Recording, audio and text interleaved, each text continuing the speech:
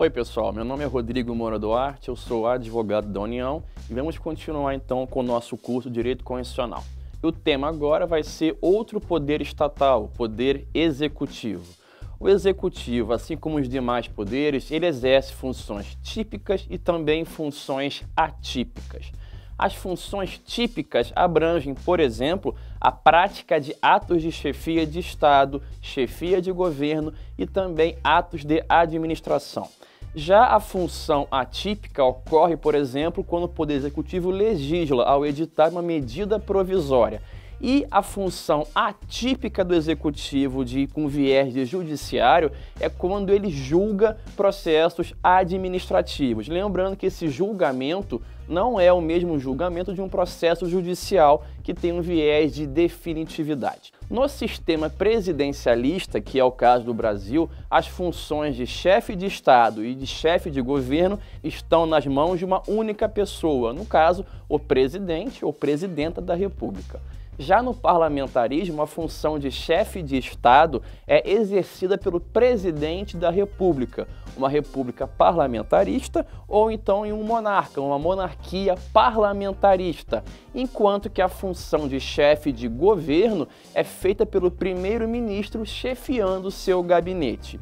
É interessante destacar que no presidencialismo fica muito mais bem caracterizada a separação de funções estatais.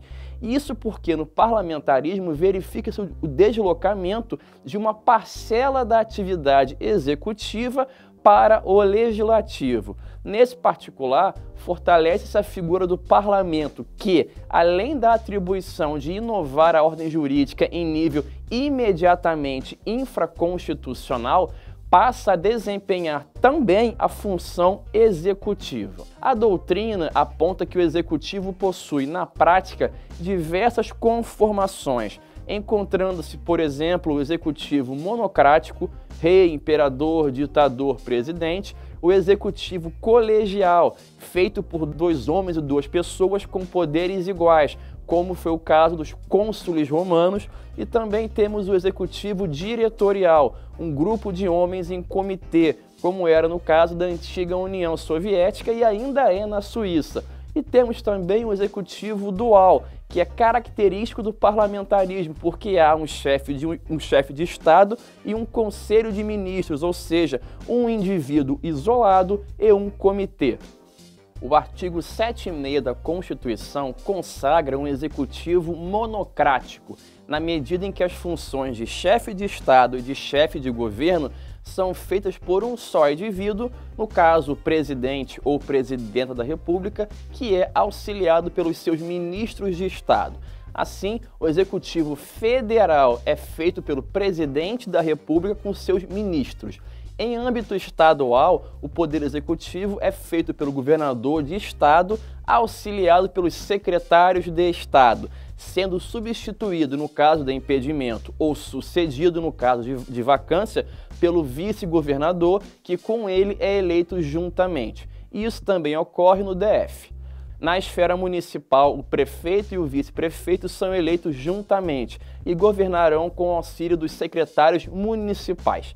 Se algum dia voltarem a ser criados, os territórios federais serão dirigidos por um governador nomeado pelo presidente da República após a aprovação pelo Senado Federal. E lembrando que o mandato de presidente, governador de estado e de prefeito é de 4 anos, permitida uma reeleição subsequente. Vamos ver agora então as atribuições do presidente da República. O artigo 84 da Constituição atribui ao presidente competências privativas, tanto de natureza de chefe de Estado, representando o Brasil nas relações internacionais e também internamente, como de chefe de governo, praticando atos de administração e também de natureza política. É importante frisar que diversas competências, pela noção da simetria, elas também são aplicáveis aos governadores e prefeitos, claro que guardadas as proporções entre União, estados e municípios. Vamos ver então algumas atribuições presidenciais muito importantes. Uma primeira delas é a de nomear e exonerar os ministros de Estado. Uma segunda, exercer com o auxílio dos ministros, a direção superior da Administração Pública Federal.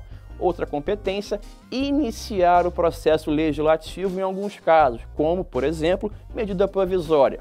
Também tem a função de sancionar, promulgar e fazer publicar as leis, bem como expedir decretos e regulamentos para a fiel execução das leis. Vetar projetos de lei. O veto pode ser total ou então um veto parcial. A competência no plano internacional é a de manter relações com estados estrangeiros e acreditar seus representantes diplomáticos, como embaixadores ou diplomatas puramente. Outra competência muito importante é decretar o estado de defesa e também o estado de sítio. O presidente também exerce o comando supremo das Forças Armadas, podendo nomear comandante da Marinha, do Exército, da Aeronáutica, promover seus oficiais generais e também nomeá-los para os cargos que são privativos.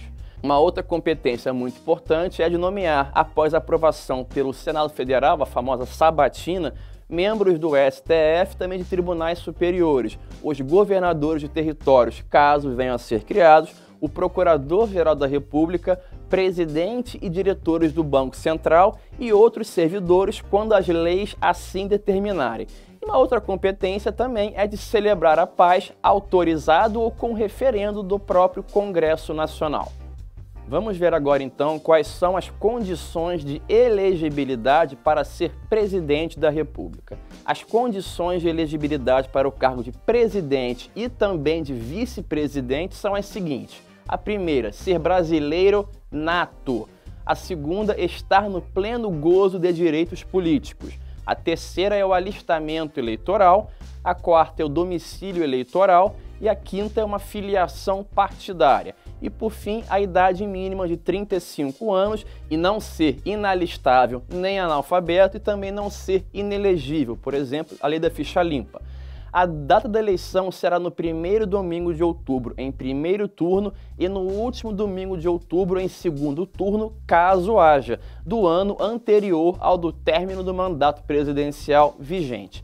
Não haverá segundo turno se o candidato a presidente e o seu vice for eleito em primeiro turno, o que ocorre quando se obtém a maioria absoluta de votos, não computados os votos em branco e também os votos em nulo. Na situação de nenhum candidato alcançar maioria absoluta na primeira votação, será feita uma nova eleição no último domingo de outubro do ano anterior ao término do mandato presidencial que ainda vigora, concorrendo os dois candidatos mais votados e, considerando-se eleito agora em segundo turno, aquele que obtiver a maioria dos votos válidos. Havendo necessidade de segundo turno, se antes de realizado o segundo turno ocorrer morte, desistência ou impedimento legal de um dos candidatos, será convocado dentre os remanescentes de maior votação e não o vice do candidato que não pode mais concorrer. Nesta hipótese, havendo empate em segundo lugar, ou seja, nos remanescentes houver dois candidatos com a mesma votação, o desempate será feito levando-se em consideração a idade, sendo chamado então o candidato ou candidata mais idoso ou mais idosa. Eleito o presidente da República juntamente com o seu vice, eles tomarão posse em sessão do Congresso Nacional, prestando o compromisso de manter, defender e cumprir a Constituição, observar as leis, promover o bem geral do povo brasileiro, sustentar a união, a integridade e a independência do país. O presidente será sucedido pelo vice-presidente no caso de vaga ou substituído no caso de impedimento, impeachment. A vacância dá uma ideia de impossibilidade definitiva para a assunção do cargo, como a cassação, a renúncia ou a morte, enquanto que a substituição tem um viés temporário, por exemplo, doença. Assim, tanto na vacância como no impedimento, o vice-presidente assumirá o cargo, na primeira hipótese, até o final do mandato, e, no caso do impeachment, enquanto este durar. Na situação de vacância do cargo de presidente, ou seja, quando o vice assume de modo definitivo, não haverá eleição de um novo vice. Aquele que foi eleito vice com o então presidente passa a ser o presidente interino e, havendo necessidade de sua substituição, deverá ser feita a regra do artigo 80 da Constituição, qual seja, serão chamados sucessivamente para ser presidente o presidente da Câmara dos Deputados, não podendo ou não havendo o presidente do Senado Federal e também, no caso de não poder ou não haver, aí vamos para o presidente do STF. Esse entendimento se confirma na análise da história do Brasil, ao se observar, por exemplo, a sucessão de José Sarney e também de Itamar Franco, eleitos como vice-presidente e assumindo interinamente em razão da vaga dos cargos do presidente da República, a morte de Tancredo Neves e a renúncia de Fernando Collor de Mello, respectivamente. O artigo 77, parágrafo 1º da Constituição, estabelece que a eleição do presidente da República importará também a do seu vice com ele registrado. Por esse motivo, a preocupação normativa de sempre se dar destaque também para o vice, que será eleito juntamente. E aí a noção de implicabilidade com o presidente. Assim, ao se votar no presidente, automaticamente também você está votando no vice-presidente. Daí a relevância de analisar a chapa presidencial, o presidente e também o seu vice.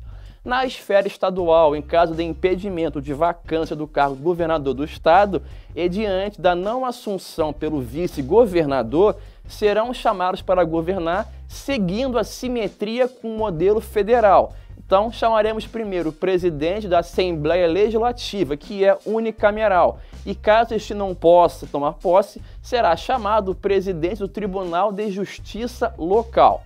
Na esfera municipal, em caso de impedimento do prefeito ou do vice-prefeito ou vacância de ambos os cargos, será chamado para exercer a prefeitura o presidente da Câmara Municipal e, não sendo possível, muitos municípios prevêem que um vice-presidente da Câmara assumiria. Não necessariamente vai ser chamado presidente do Tribunal de Justiça local. Vejamos agora então os principais auxiliares do presidente, que são os ministros de Estado. Eles dirigem ministérios e são escolhidos pelo presidente da República, que os nomeia, podendo ser demitidos ou, termo mais correto, exonerados a qualquer tempo, a chamada exoneração ad nutum. Logo, eles não possuem nenhum tipo de estabilidade.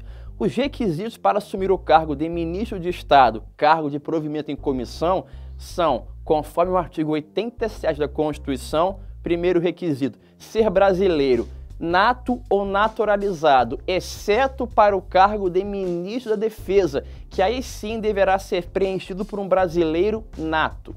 Outro requisito, ter mais de 21 anos de idade. Um terceiro requisito, estar no exercício de direitos políticos. Aos ministros de Estado compete uma série de atribuições. Vamos ver algumas. A primeira, exercer a orientação, coordenação e supervisão dos órgãos e entidades da administração pública federal na área de sua competência e também referendar os atos e decretos assinados pelo presidente da República.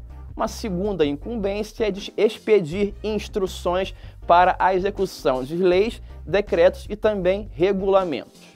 Outra competência, apresentar ao presidente o relatório anual da sua gestão ministerial. Também temos a competência para praticar atos pertinentes às atribuições que lhe foram outorgadas ou delegadas pelo presidente da República. Vimos então, pessoal, como é que funciona o Poder Executivo, como que você pode vir a ser um dia presidente e também como é que é a eleição, como é que ocorre a eleição, quem pode se candidatar, quem não pode.